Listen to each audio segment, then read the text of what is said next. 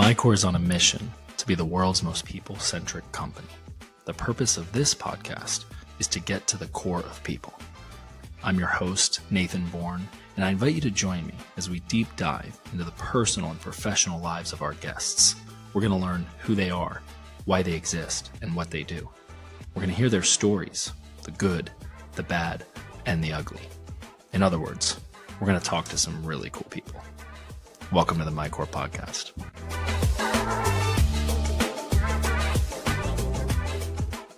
Hello. Nathan Bourne here with the MyCore podcast. I am super excited to be back in the saddle, actually. We've had a little break between episodes. We had our event out in Eugene, Oregon, the MyCore Collective.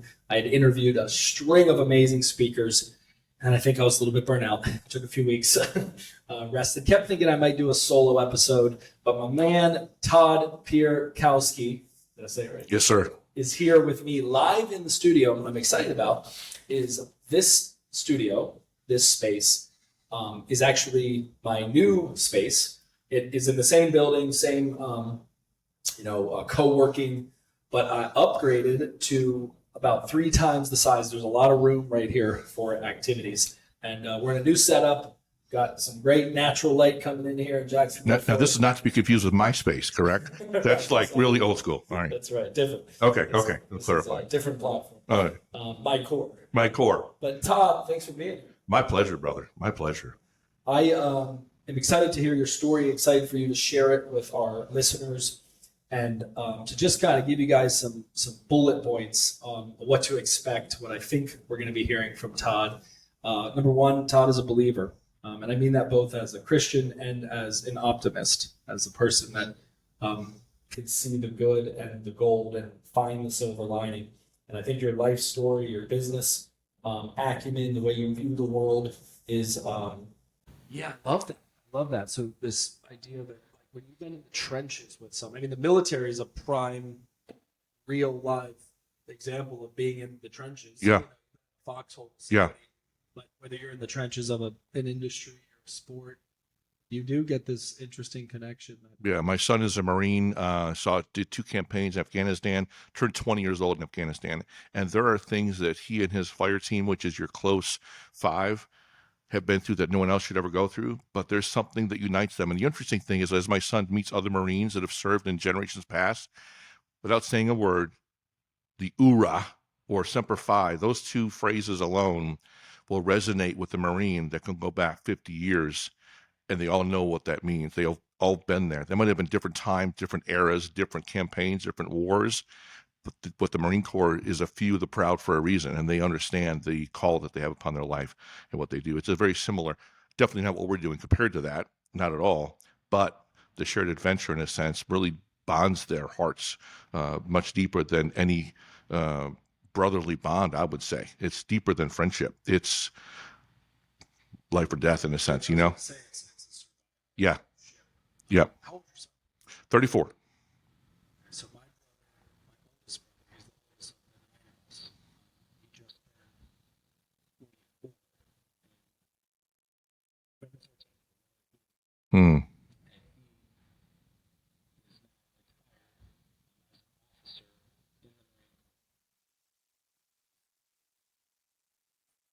Yep.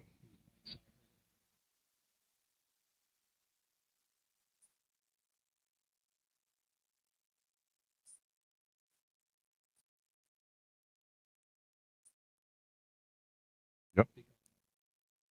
Ironically, 9/11 is why my son wanted to be a Marine, but he was only 11 years old at the time. Yep, he was 11 years old, and being from New York, all of us, we're from Buffalo area, our family in Syracuse. Our 11-year-old son walked into our bedroom after the reality of 9/11 hit and said, "That will never happen again on my watch." Jeez. So he built that patriotism. Yeah. Well, his cousin, my nephew, was also Marine. He was a staff sergeant out of 29 Stumps, is what they call it in California. And so that was his inspiration. But he's like, I want to be a Marine since he was 11. My son, when he was in school, rather than going to your locker after class, he carried everything in his backpack, class to class, all through middle and high school, because in his mind, trained for the Marine Corps. He wore weights under his pants in his boots, never wore shorts, and he went to Marine Corps right out of high school. That's amazing. Yeah. I've always loved this definition of commitment. Doing the thing that you said you would do long after the feeling in which you have said it. Dramatic event at age like 11, a boy, Yeah. to be able to like lock in his mind this commitment to our country, defend our freedom. That's really remarkable. Yeah. That just sounds like it unlocked something and sort of locked something, like stored something in him that he just walked out, and now 34, Yep. has he remained in the No, Marine Corps? he did 6 years and then he got out. Yeah. That's amazing. Yeah. He's on full disability, because of the injuries he sustained. Nothing maiming, but just back and neck and other things he's sustained in Afghanistan. But he didn't have full disability discharge. Yeah, my brother, 22 years, major in the Marine Corps. He moved quickly through the ranks, like went second lieutenant, first lieutenant, captain, major. And then I'd say the last like 5-7 years, he did 2 tours to Iraq and like 80 some trips to Africa. Yeah. He was a comm officer, so he was like front lines, Yeah. laying down the communication. He's not the same for sure. Yeah, my son was the assistant to the Navy foreman. Wow. So he was dealing with triage and things that you and I would never want to see or work. Talk about mental health. Well, yeah. Thank the Lord, my son came home to what they call a homecoming, which is different graduation, of course. Graduation is, well, you know, that was when they actually get out of boot camp from school. The Marine Corps is also of note because it's the only branch of service where you actually earned the title of Marine. It says it in the Marine Corps hymn. We are proud to earn the title of United States Marine. Every other branch of service, you go in as that position. You go in as a sailor, you go in as a soldier, you go in as a Coast Guard. The Marine is the only one you go in as a recruit. That's bad. Only one. You have to earn the called EGA, which is Eagle Glove and Anchor. You have to earn that. So yeah, so that's pretty cool. Going through that, but my son is one of my heroes for that reason. That's amazing. I was in something called World Rangers, which was like the Christian version of Boy Scouts. Yep, I've heard it. It took that very seriously. There's an award called the Gold Medal Award, which is the equivalent of like the Eagle Scout. And I was like adamant about that, got very close, and then we moved, and I was no longer part of the organization. But then I got into ROTC, NJROTC in high school. And I thought, like your son, and you know what, might have been September 11 too. I didn't know exactly what it was, but it was about that. It was the height of the patriotism in our country. Right. After that. Right. No matter what side you're on, what beliefs were, what united us as Americans was we're going to stand together. I never really until this moment thought about like what was the catalyst for me. Now there was something that stopped me, and you might think, was it an injury? Did something happen, that stopped you from serving your country? Yes, I didn't want to cut my hair, so That goes first, true story. I really what happened was I made new friends and was kind of getting involved with the school socially, and I was surfing and skating and still had great grades and did all the things, but I just like didn't want to be so serious and straight edge and kind of like hardcore, but secretly I really didn't want to hate. And at that time, we had so many friends of ours that were telling us, "Oh, you need to talk your son out of becoming a Marine." Wow. We're like, "Wow, well, because it's dangerous." Yeah, they understand that. Well, he wanted to be a police officer too, so it's not that. Well, anything but the military might see battle. We're like, yeah, but that's what he's signing up for. The odyssey of that is how many people that I've known over the years, and probably your generations too, Nathan, is that when the parents fight the kids on what they don't want them to do, then they rebel and do it anyway. Right. Then you come home one day from work and your kid's bed's made, which is a miracle anyway, and they're gone. They had to pack their bags and they left. They wanted to do what they wanted to do.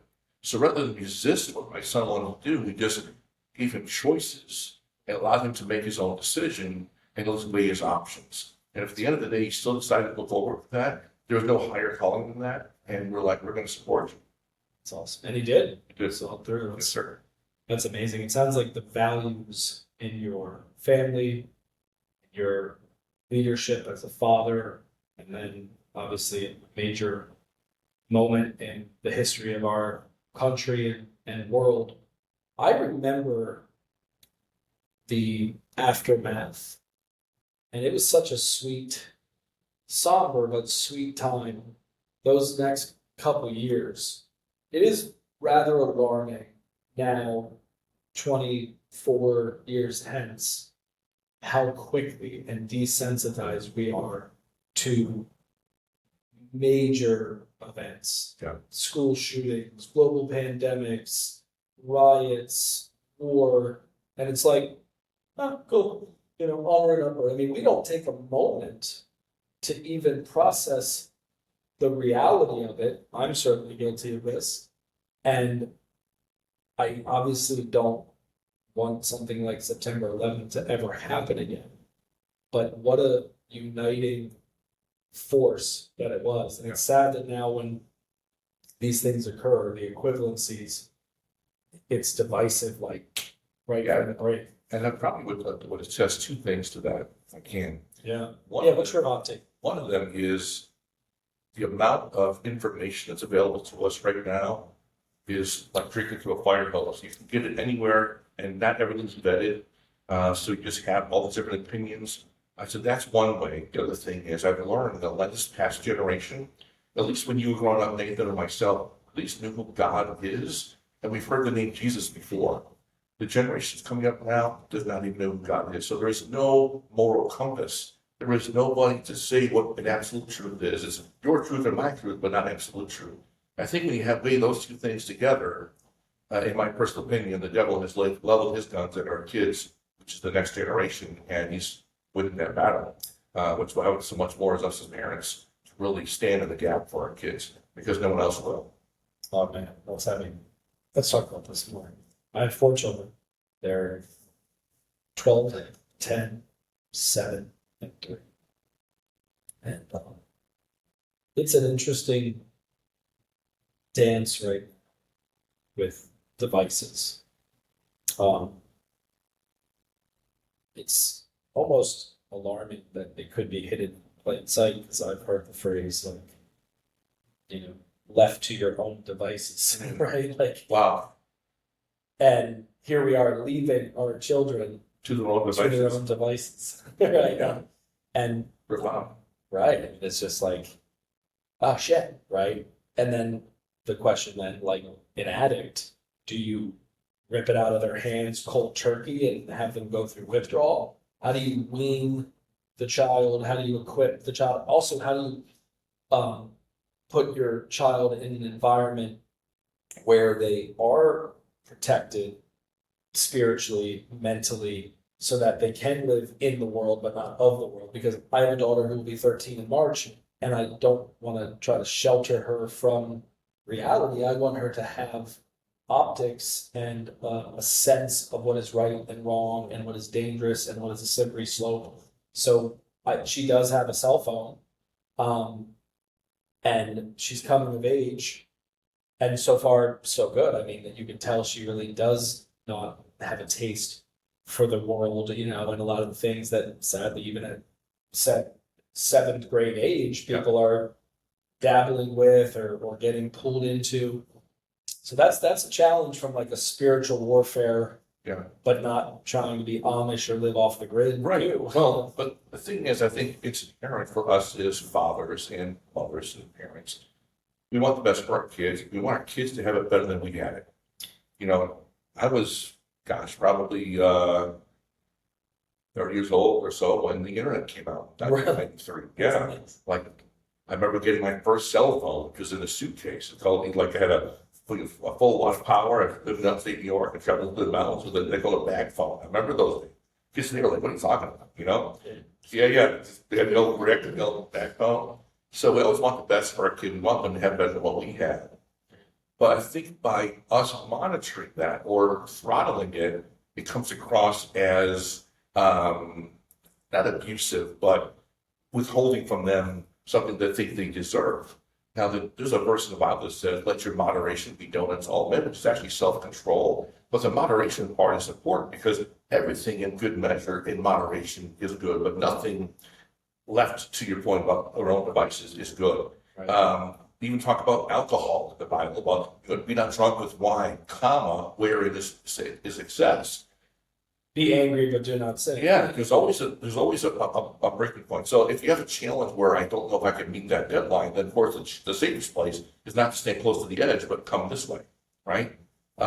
So even with our kids today, have time, block of time, or hey, schoolwork first and then phone time, or whatever. Even have parental restrictions based upon their age and whatever their access to. When it comes to social media, when it comes to games that they play, look at Roblox we're talking about today. There's lawsuits going on now because predators have found a way into Roblox, which is my grandson's use, because they're like, what the heck? So I think at the end of the day, anything as parents, whoever's watching or listening to us, we have to give an account of what we did as parents. I think that's the ultimate thing is what am I going to be accountable for? Am I indirectly responsible for how my kids may have heard something or seen something when it was in my control not to let them know. We don't want to live in a bubble either, right? Get exposed to that. But to your point about your daughter being in the world but not of the world, I think everything has to do with moderation and parental filters. We know what's good, what's bad. Trust me, the conversation still happens today of the 13-year-old young man that thinks his parents were stupid. And by the time he was 21, couldn't believe how much his father learned in those 7 years. Like it still happens today, so nothing's changed in that area. It's just different times. Which is fun. It's great. Yeah, it's such a challenge to hold on to and elongate that age of innocence. Yeah. It used to be, to your point, the information was centralized, which in some ways is disturbing because you had big media, mainstream media that controlled everything, right? Yeah. The news channel. It was September 11th, if I recall. I haven't studied on this, but this is just from memory. I'm pretty sure it wasn't really until September 11th that the 24/7 news stations were even there, or at least in popularity like they are now, right? I mean, the idea that you even got news all the time was not the norm. You got it at 5 o'clock. You got it at 8 in the morning, and then you had to wait. The daily newspaper was there, and 8 hours could go by until you found out that your neighborhood next door was shot up, or that they robbed the Burger King last night, and that peace that you found in those 8 hours, which, assuming it didn't directly affect you, was probably nice to go through your day and go, I didn't even know that. Now I got to deal with it. But because we're getting peppered in virality, Yes. viral, push through, now everybody knows everything all the time. Yeah. And I don't know that we're designed to carry that much. It's not to say it's all true either. That's assuming that Especially with the advent of artificial intelligence. Oh my God. Deep fakes. People take your voice or my voice, our looks, and actually think it's us talking and it's not. I don't even know that you're sitting right there talking. I do not know it. It might be a projection. If I start stuttering, That's crazy. It is nuts, man. It's a crazy time in which we're living, but I don't think it's ever been a more of an exciting time. To see what's available to us today, but I do believe that everything's faster and quicker. Hyper speed. I have I'm kind of a unique thinker in this way, I've found. I mean, this is only going to last for so long, but going back to our origin story, I've been in business and in the marketplace at such a young age. I was right out of college working with Legal Shield at 20 years old. And obviously people get jobs at college, but that's not the same as building your own business and kind of creating your own personal brand and learning entrepreneurship and sales and philosophy and all that. So relative to my peers, I seldom find myself in conversation with my peers and think, oh, wow, they really know what they're talking about. Like, I know that's a little bit of a bold statement, but I think it's because during my 20s, that decade from 20 to 30 and now to 37, I was so immersed in personal development, professional development, and just getting like my 10,000 hours of taking notes and learning from mentors and being around high caliber humans that I fear for, in some ways, the like toppling over of some of that speed and quickness and impatience because of a misunderstanding of the natural progression. Plant seeds, cultivate, harvest. Yeah. And I think a lot of clever people, particularly my generation and the next generation, are priding themselves on like shortcuts and cheat codes and hacks. hacks. Yeah. And it's like, wait, what? Like there's no cheat code to the way that like crops grow. There's no cheat code to the way that a relationship develops. Like you can't do that. So I'm fearful, at least like worried about it, not like losing too much sleep, but like, wait a tick. There are some things that just simply take time. Right. And I think this next generation, mine included, has a false expectation of cause and effect. And a lot of the depression and mental health and like just weight of the world is not actually a weight of the world. It's an inability to practice forbearance and the delaying of gratification. Yes. And they're just in the messy, hard, laborious middle. Yeah. It's like, bro, that's what you do to get the thing, So that's and the interesting. capital of that is people have forgotten how to communicate. I see kids sitting next to each other on a couch, texting each other because they can't have a conversation. But you know what's crazy in the workplace right now? People feel disconnected. One of the biggest things I'm learning in my studies and in my consulting work that I'm doing is number one reason people leave companies is a toxic workplace. Number two, they don't feel appreciated. Those are two big drivers that employers and mentors and leaders can focus on. It's totally in our control. But if we don't recognize it, to your point about speed and almost like doubling or tripling or going past it, yeah, technology is great. But the human connection, building relationships, building trust takes time. We know in sales that we all inherently buy from people we know, like, and trust. But the most important of those three things is trust. Trust is not overnight. Now, the challenge with that is influence. Now, we all learn in leadership. Leadership is influence. John Maxwell says nothing more, nothing less. But when he calls someone's on social media making money on there, they're called influencers. I know. We've bastardized that word. Who are they influencing? Our kids and whoever else will pay attention. And so the trust is almost immediate, or if they think they want it to. They may not know them, but they inherently like them or like what they're saying, so they inherently trust them, and then they actually might get dragged off to something that really wasn't for them at all. Yeah. And you know what's interesting there too? There's so much here to process. This is exciting. It's like one of two extremes almost. They either immediately identify with that person, or they're such a foreign object to them that they're drawn to the novelty of them. So it could be their beauty, their sex appeal, it could be that they're weird looking, weird sounding. Yep.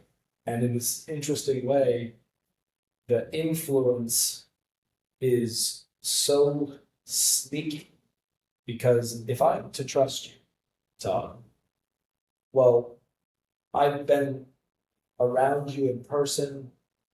I have a three-dimensional understanding of your energy, your vibe, your values, your opinions, your view of the world. Like, I can discern relatively quickly who people are. I try not to write them off in either direction, good or bad, but we're smart beings, kind of clock pretty quickly who people are.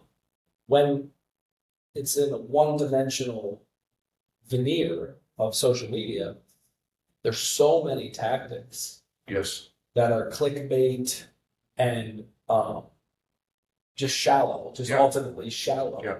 That the way they're stacking their influence is through lots of little shallow bricks, like weak little, like it's kind of like, I don't know. I did a lot of woodwork as a kid. Like I was homeschooled, and we would just like build things and Sure. take the scrap wood from things that my dad was working on. We'd make birdhouses and forts, and I remember learning early that like plywood was one thing, and chipboard was another thing, right? And chipboard was just like pressing and practically Scraps, yeah, gluing yeah. shit together. Yeah.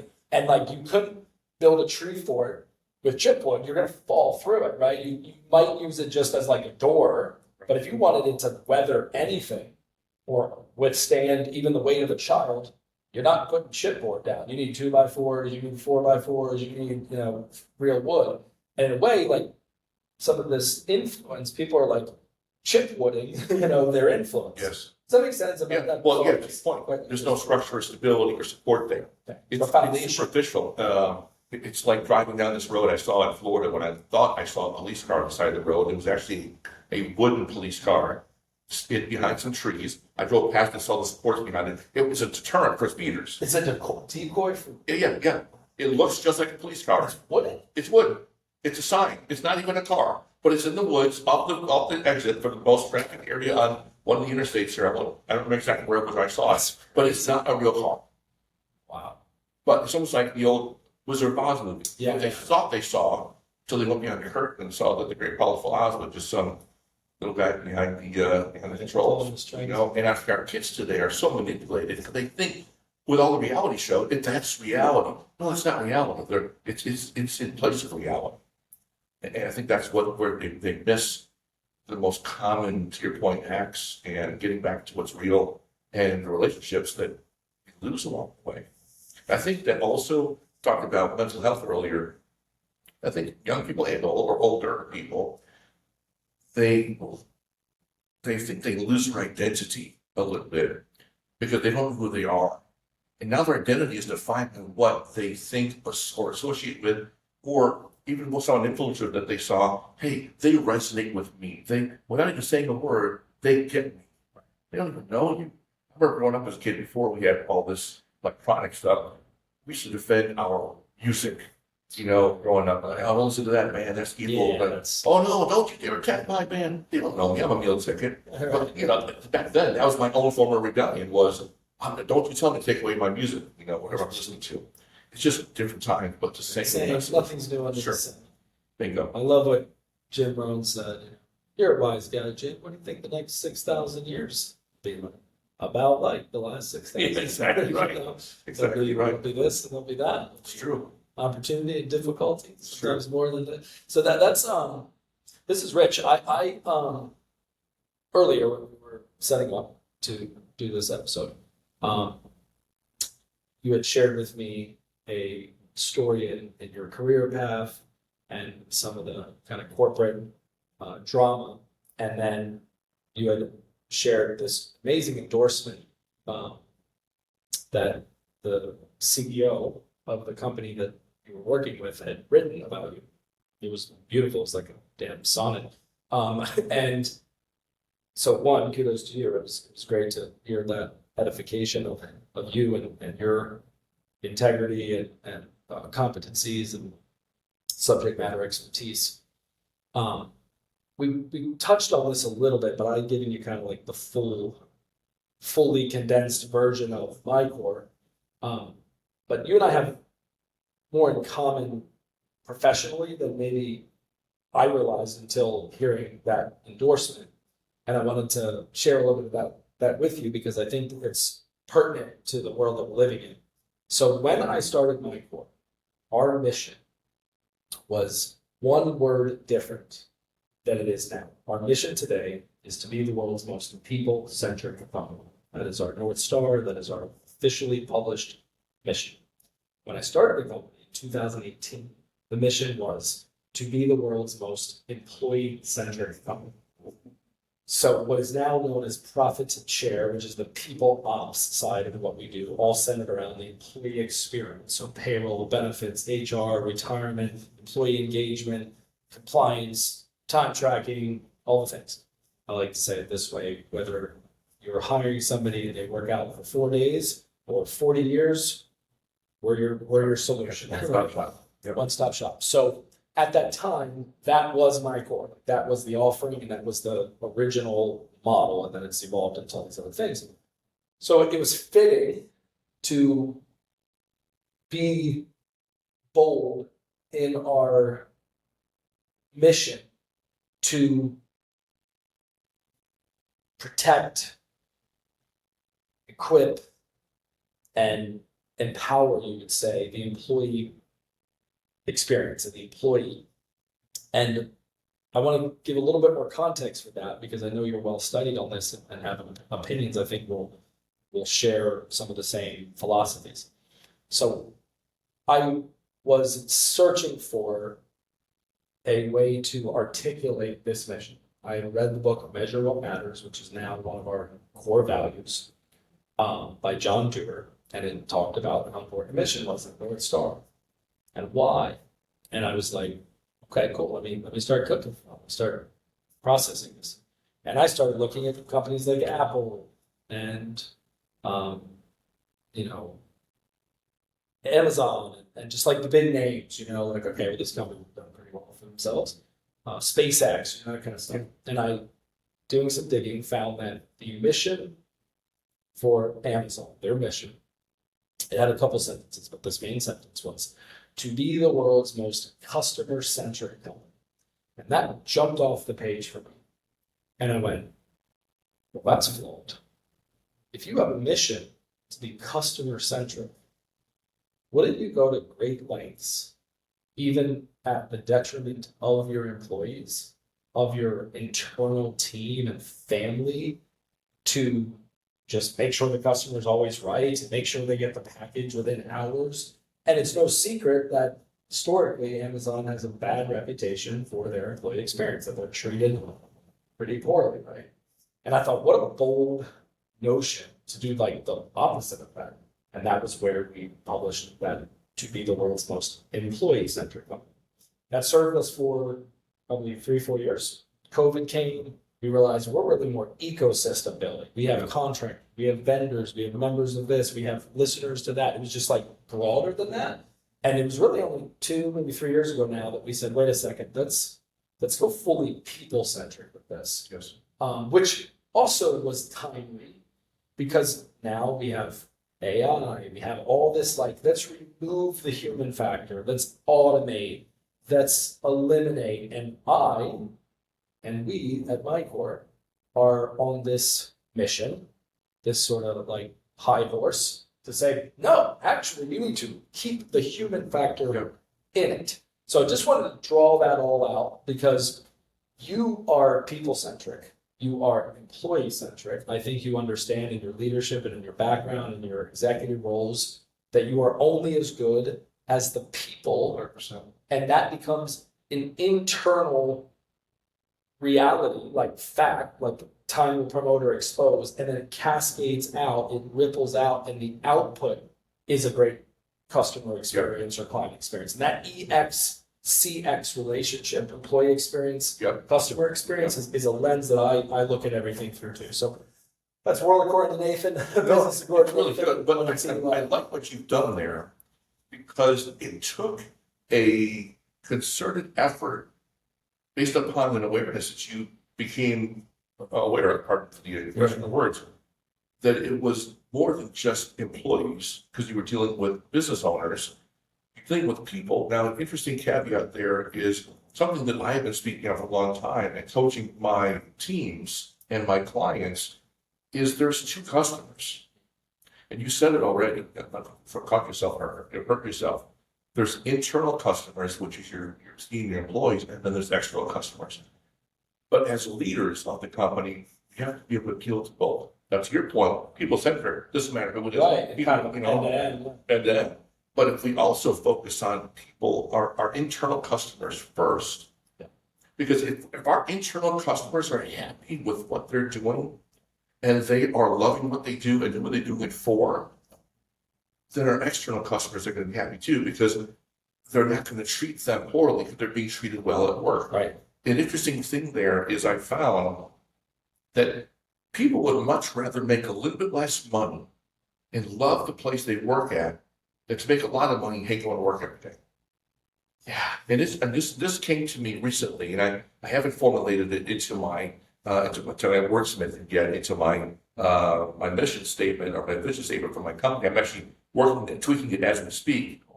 But the interesting caveat here is, how many times have we all heard at companies that people characterize their employment or their job? It's like a family here. How many of you all heard that? I mean, I'm helping employers or leaders attract, hire, train, and retain people that are looking for their second home. wow. Because when someone says, man, working here is not even like a job. I love it. This is like my extended family. Sometimes people will spend more time at work than they do at home. Totally. If they're sleeping 6 to 8 hours a night and they're only there for breakfast and dinner, they're probably at work at least 8 hours a day. They're spending more time with people at work than they are people at home. Well, don't you want that to be your home feel? And here's the interesting thing about culture as well, the workplace culture. I'm not going to backstab my brother or someone that I admire or the culture they have because it's built on trust. We're not going to do that. We're not pivoting or jockeying for position because it's like family. Now, I have a brother that's younger, a sister that's older. Do we agree on everything? No. But when the chips are down, we're family, we stick together.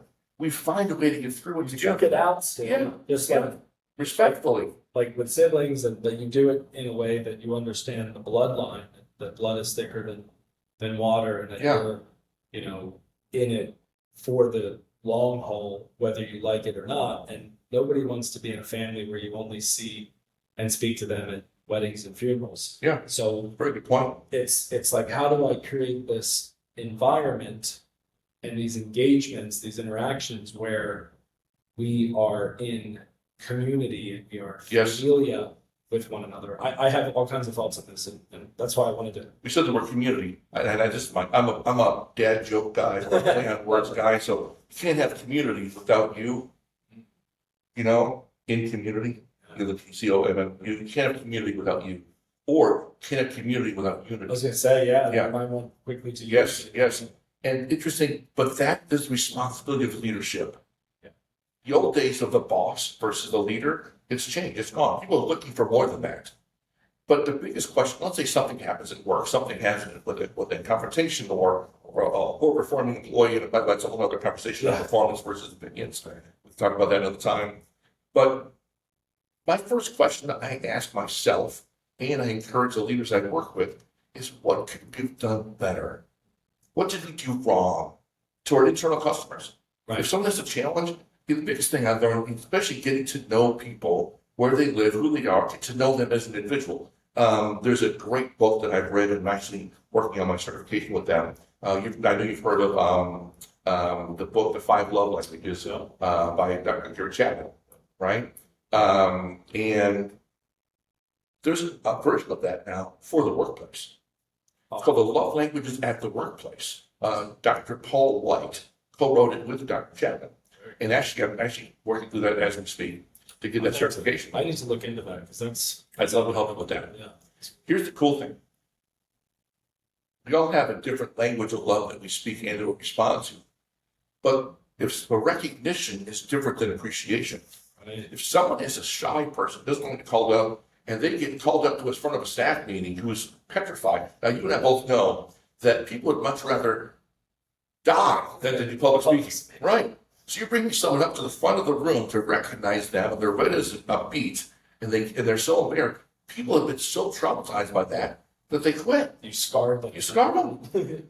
But the cool thing about that's recognition, or everybody gets a gift card when they need something great. Well, that's great, but my love language is quality time. Gift card, I appreciate it, but it's not really speaking my language. The benefit of the Appreciation at Work initiative that Dr. Paul White put together is actually to get to know your people. What language is theirs? There's a boat company out of Arkansas that I consulted with last year, and when he got to the company, his turnover was 80%. I'm sorry, 120% turnover. Yes. Within 2 years of instituting this new initiative for their people, and now it's mandatory for all of their managers, it's down to 20%. Jeez. Because they forced the managers to get to know their people and what made them tick. And guess what? As John Maxwell says so eloquently, that actually Teddy Roosevelt said it first. People don't care about you know until they know what you care. Yep. That's what I think. Because these adages get thrown out, and sometimes we, chalk them up to cliches. It's like, no, those things are ageless, timeless nuggets of wisdom that we need to hold on to. Yeah. It's so true. I mean, I have been so compelled by these philosophies, methods, that I am on the final stages of writing my book, Lead with Who. Yes. Which is one of our core values. Love it. As well. So my core is 3 core values: walk by faith, lead with who, measure what matters. And as I've already mentioned, there's a book for each of those. The first one is the Bible. It's right there, the Holy One. And then the second one will be Lead with Who by Nathan Moore. And then the third, Measure What Matters, by John Dewar. And part of this philosophy approach is something I learned from our previous career, was tools and events. Yes. Tools and events. And I would do this little dance and talk about how if you're going to claim a thing and want to have alignment with the thing, you can speak and preach and rant and rave till you're blue in the face, but you got to have something third party to point to that isn't the information, but that is the confirmation. Yeah. And I had the two naturally because I didn't have to write the Bible and I didn't have to write Measure What Matters. I was like, shit, I gotta write this book. So I am writing real time the fully fledged, published 200 plus pager book on this philosophy. And it really is in sort of amalgamation of these things that we all know so well, that people don't buy what you're selling, but they buy you. 100%. And that, we're programmed by our parents and even are guilty of asking our children, what do you want to be when you grow up? It's like, well, you can't be a what. You can only be a who. Right. So this leading with who philosophy, framework, blueprint, I think, and of course I believe this, is very powerful. Yeah. And I think it belongs everywhere, sort of like a pay it forward mantra, but particularly in marketplace. Yeah. And to your point, there used to be a separation, much clearer divide between work and life, personal and professional. And technology, as technology does, often ruins that, right? Yeah. Or facilitates that. So, for example, the answering machine, right? If you talk to somebody under 30, answering machine? Like, what is that, a robot with answers? I mean, but to you and I. Like in Rocky IV, when the robot came out, so Polly, it was like, yeah. Like, what do you mean, an answering machine? I'm 37, I know what an answering machine is because I had to click on it, right? Yes, sir. Well, you used to be able to leave it at the office because that wasn't just leave it at the office. It was literally left at the office. The answering machine was on your desk. You had to log in and the dial up, sound like you were getting an MRI just to get on the internet, right? And your email was a place that you went, and like Tom Hanks and You Got Mail. You've Got Mail. What's her name? I love her. The actress. You've Got Mail, right? So all of that is now in the palm of our hand. I used to say this during COVID. I think I know you will because you practically already said it. I was like, look, guys, we're not working from home. We're homing from work, right? We are fully integrated now. Yes. I have to conclude this podcast in the next 10 minutes so that I can get in my car and drive to go pick up my children for the evening. Hashtag single dad life. And I'm not going to not work between now and the 30, 40-minute drive to pick them up from downtown Jackson. Right. I'll be on my phone. Will I be texting while I'm driving? No, never. Of course not. I'm crazy. But I will be calling somebody. I will be probably checking an email when I hit a little bit of traffic. So I'm now home from work. Well, let me help you with that if I can, Please. or embellish a little bit if I can.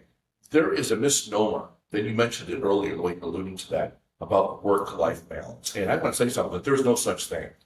Because here's the thing, Nathan, if I said, hey, do me a favor, balance yourself on one foot, okay? We can mostly do it, right? How about I say, now do both? You can't. Balance is only, I'm just using the legal term here, the scales of justice, we both learned, right? It's one is weighted more than the other. It's two things. I gave up that connotation of work-life balance to something different. It goes to my music background. Harmony. I like that. Okay? Now in music there's four parts: soprano, alto, tenor, and bass. There's a lead singer, whatever music analogy you want to Well, use. what if you like these microphones so much? Yeah, I love them. Okay, so the cool thing is there is a lead singer. Typically a soprano carries the melody. Well, there's the other parts.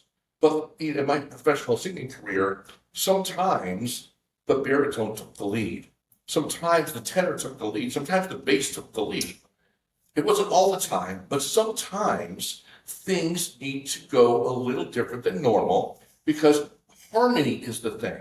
Now, work-life balance is two things, but it's not just work. It's my wife, it's my kids, it's the nonprofit boards I serve with, it's my community, it's my church, it's whatever. That's not two things. It's Which my one's work, which one's life? Yeah, it's my, That's the core. right, so there's multiple things, multiple parts being played, right? Which one takes the lead is us. Now, there are times, desperate times call for desperate measures. There are times something else needs to take the lead, as long as it's not full time, for a short time. I've been married 37. I've been married as long as you've been alive. Really? Okay, it's my 37th anniversary. Right around the time of your birthday. Yeah. Yeah, I love that. That's So October 15th of 88. I love that. Congrats. Thank you, sir. It's a good vintage. Oh, yeah. Has it been the greatest 30? For me, it is. And for her, it's probably not. But if I can get touch with that, That's I'm your sure I answer. wear her out. Yeah. But the interesting thing is, it's not always been hunky dory, as they say. We've had things that happened. I've had to work hard. I remember one job I worked at Pepsi. My first year, my wife didn't have to work if she didn't want to. But in order to build up my route and build the commission money I wanted to make, 100% commission route, I was working dark to dark, 5.5 to 6 days a week. You had to do what you had to do. My wife supported it. Couldn't do it forever, Right. but we knew it was needed. It's a Okay? season. Building on businesses now. It's a little bit more effort than we had before, but it's a season. It's not full time. You know, people complain, I gotta be home every day at full time. Okay, why? What's going on? But let's find the balance. Let's find the harmony. Right. Yeah. Right. So we're so accustomed to saying it. Right. Find the harmony in it. So for you as a father, husband, business owner, entrepreneur, leader, mentor, you wear a lot of hats. Find the lead, but also know other things sometimes have to take the lead, even though they're not always the lead. Harmony is much better than balance. So good. I love that. I learned that this past 6 months. This is just, you know, the real raw. My soon to be ex-wife and I separated 6 months ago. It was a work weekend, and that tipped over a very challenging season. Naturally, it still is in a lot of ways, but the thick of it was like those first 90 days. But the past 90 days, much better. And if there is a way to test your leadership, not like your leadership, but the transference of your leadership, like have you instilled your values, the mission, even down to like the how-tos, like the SOPs, that people know how to run the company. I didn't go on a sabbatical or disappear, but like my music, my melody, my energy was drastically different during those months. And we had an event that we put on, our first conference ever, We navigated challenges, and man, did the team show up in a way that was humbling, because I went, wow, these people, real deal. I mean, I knew it, but if you're still kind of in there, in the thick of it, moving and grooving, bringing your A game, you don't necessarily know, because you're also spinning the plates and holding the ball and carrying the weight and chopping wood and carrying water. But when you just implode for a moment and everybody is like, okay, like, you got this. I could get emotional thinking about it. It really is where the rubber meets the road. I think I'm not suggesting people bust up their lives to find out, who the real ones are, but storms will come. Yes. And if your team is not equipped, if you haven't invested in them, Yes. you can't be surprised when the account overdrafts, because you haven't made the daily deposits 100%. up to that point. 100%. And that's the ledger that leadership is. It's Leadership is, and in my opinion, management is just parenting older kids. right. Because it's the same dynamic as a home life. Nathan, I'm sorry they're going through what you're going through, but one of the dynamics I find, being from a broken home myself, is that the kids sometimes feel like they're at fault for what's happening. But as long as the reinforcement of the love is there, that is going to supersede everything. The Bible says that is what it is. It's all about love. And so the security that your kids have is knowing that no matter what happens, I have unconditional love for you that will never change. And sometimes, former spouses make better friends than they did spouses. That's okay. It's unfortunate, but that's something we do, and we go through it. But the kids sometimes take the brunt because they don't know where they stand. Right. Because their identity's wrapped up in something else. Maybe in their parents or their name. But I think if you can anybody going through this time, just to reinforce, hey, the love there, that's the anchor, and then we're going to get through it together. And the other thing is, as I find in my own family, is how parents pit one against the other. The kids pay the price. Don't do that. Never do. We're good about that. Yeah, that's awesome. Congratulations. Yeah, we don't. For whatever reason, we've been able to hold the boundary on that and not speak poorly of one another.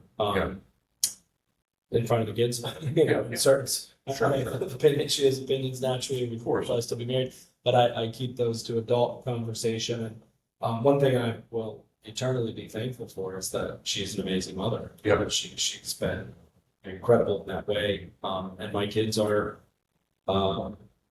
great because of it. I think some part of that, but she's been really the one to hold it down. And I think the other thing, Nathan, besides the love part, is the serving part. I know you do anything for kids. And as long as they anchor themselves in that, and the love you have for them, and that no matter what, Dad's going to be there. What else is there?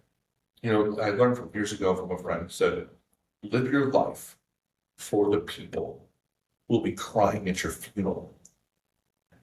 Now, when you think about that for a second, who's that going to be? Hopefully it's going to be your immediate family and your closest friends. No one cares what kind of car you drove, how much money you made, how big your house. No one cares. Who is that going to be? And that's what I've learned. I'm living my life now for who's going to be crying at my funeral. Yeah, when I was looking at the type form for today's episode, and we asked these thought-provoking, evocative questions to just help facilitate some of the conversation. In each of your responses, it was a common thread of your faith and legacy. And you just spoke to a philosophy that I live by. And it's just a little play on words, but I hear often this idea we do about leaving legacy.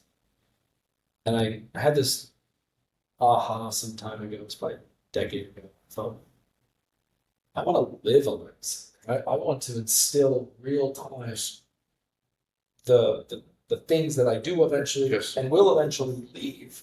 But why wait till the date of death? That dash we're living between the date of birth and the day we are no longer here on planet Earth. That is your legacy. It's not like it begins the day you die. That's right. You're instilling good, bad, and ugly into your children, into the people around you, into your closest circles, the people that are going to be crying. Yes. And you want them crying for the right reason. Yes. You want them crying because of loss, not because of what could have been. Yeah. Or regret. Or regret, or why didn't I, or why didn't she, or why didn't he? Because sometimes those tears are not as happy as they could be, or as somber in the right way. So that's sobering thought. And give me credit to Dr. David Janney's quote, he's penned this phrase that I shared with you.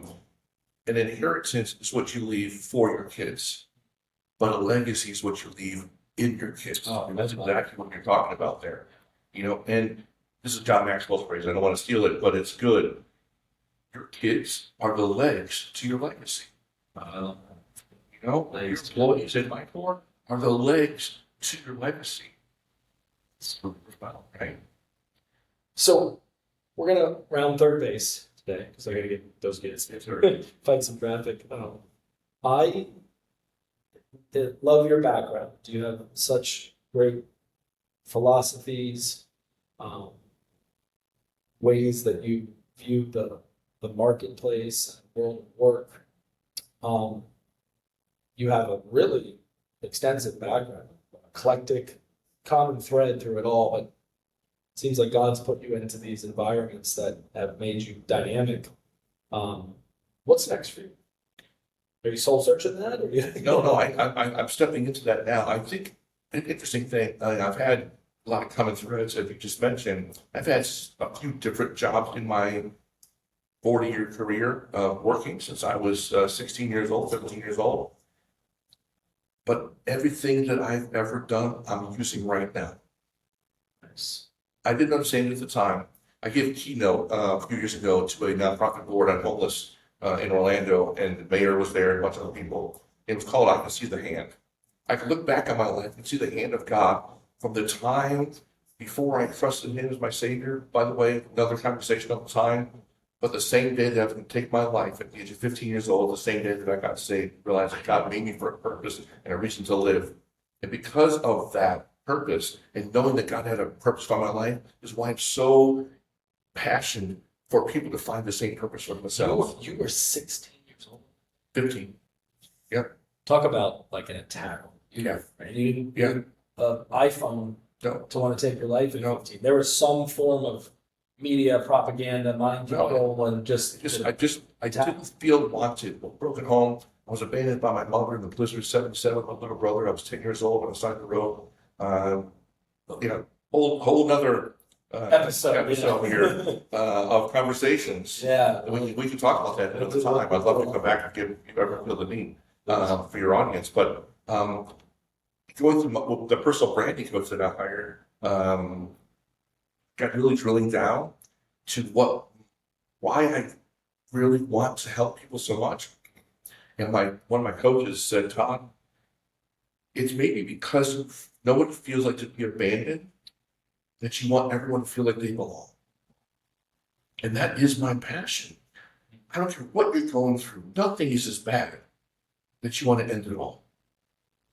Nothing. And so that's my mission, my purpose, so everyone knows that they're loved, they're valued, there's a purpose for their life. And I heard Ed Milet say it the best. Someday we're going to stand before God and look and take an account of our life. And if we are fearfully and wonderfully made and had a calling in our life, the way God created us, would you recognize your own self of what God created you to be if you stood in front of yourself when you face eternity? Would your life stack up to what God created you to be? Would you recognize yourself? That's a sobering thought. The discrepancy. Oh yeah. Like that's me. You're like, whoa, that's not. This is what God had for me. This is what I came up with. Wow. And living into that. And that's what every day, and we're not guaranteed tomorrow. The Bible says our life is but a vapor. Here's a little time, it vanishes away. What are we doing? So It's forever. Purpose driven. I had a book for you because Tony, who's our COO, just published his book, and it shares his struggle with depression, mental health, harming himself. It's right here. think it would be awesome for you to read it. It's called The Fight Within. I'll do it. And I just ordered 2 copies, so I'm starting to read it myself. Being that we've been friends and colleagues the past 5 years, I know good amount of the story, but I'm excited to hear it in written form. It was really cool. We had our event and he's been thinking about this for a while. He knew we had a book within him, as we all do. We had our event in Eugene, Oregon, My Core Collective, and one of our sponsors was a gentleman who his business is consulting and advising, coaching for authors to write their book and to distribute it and how to go to market and all that. So he gave an awesome keynote for about 30 minutes and challenged everyone to just start writing. And 30 days out from that event, he published that book. Wow. And I joked on as part of our academy last week, this Tony's a low-key guy, so he went and just wrote the damn thing. I'm like, you wrote a whole ass book and didn't even tell anyone, published it, and we're like, what? I was like so confused. Well, wait, might be a little AI in there helping, you know. Well, but it's him. just told his story and said he used AI to like edit it, which is an awesome 100%. way to, you don't need a lot of the things Yes, sir. you need. It's like amazing how you can communicate your thoughts and feelings and then polish it, polish it using AI. So either way, Bravo him, I know it's amazing. because however many lives might be touched by him writing this, because this will now have a further impact than just his My Core collective presentation. No, Totally. And I'm going to have him on. We've been talking about it for a while. And have it kind of in this lens of his story. But I think with your story, and he was a really young man when he's still only 32. This was a few years ago when he was in the thick of it. So I'll have to connect you to. I think you enjoy the read. And now I got to go order more books because I just gave away my second one. So I am super excited to just be in community and in relationship with you, Todd. I am looking forward to all the ways that we're going to engage. Tomorrow we're going to Greater Purpose Advisors, which is the organization, but they call it their monthly retreat. So we're going to be with executives, CEOs, business owners tomorrow for a full day. And I'm looking forward to that. I think that'll be cool to just kind of perpetuate some of this conversation. I know that you and I can sit here and talk for hours. I'm going to jump and go get my kids. Let's do it. To get some harmony in my life. Thank you, sir. Listen, I appreciate that. My pleasure, bro. Thanks a lot.